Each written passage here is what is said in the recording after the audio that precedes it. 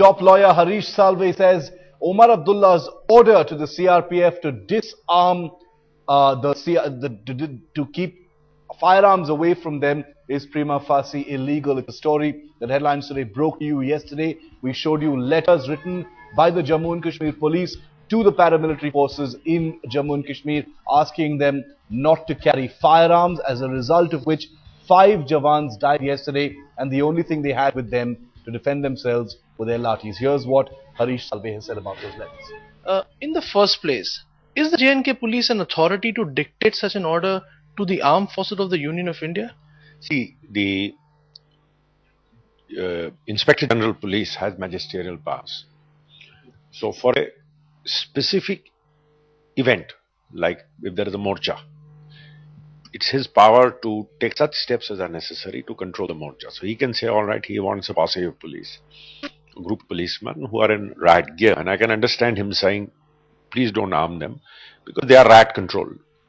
But he can't tell this, he cannot direct the CRPF that you will not be armed at all.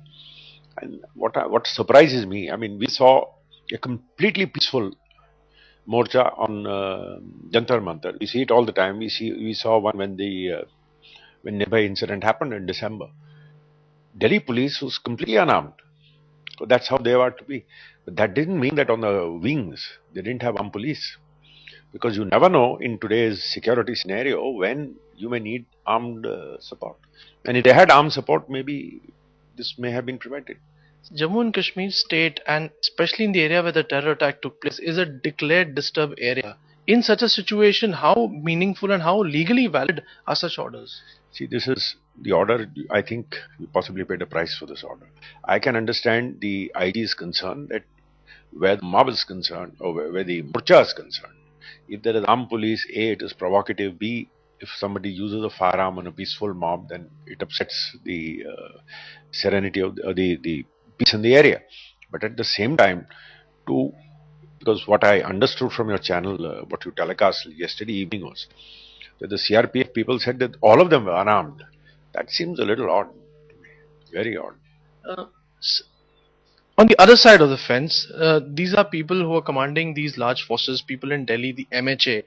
Legally, are they supposed to take orders from the J&K police? Well, they can't be disarmed by the J&K police. The J&K police... That is what has happened. I mean, the letters... The J&K police can request a platoon or a situation specific that they want a handful of people in riot gear who are not armed. But that doesn't mean that they can tell the CRPF, you lay down your arms. I don't think that that kind of power extends, because CRPF acts under its own law, under its own chain of command. Okay. So what do you feel can be the action which the CRPF, the MHA can take? Can they actually have a legal recourse and defy something which the J&K police is trying I think this is a matter which needs to be resolved, and needs to be resolved very quickly, so that incidents like this don't repeat themselves. The security forces can't be at war with each other. My last question, as you just said, these men on the ground told us that most of them died, if not all, because they were armed with lathis. In a situation like this, what do you feel should they be equipped with?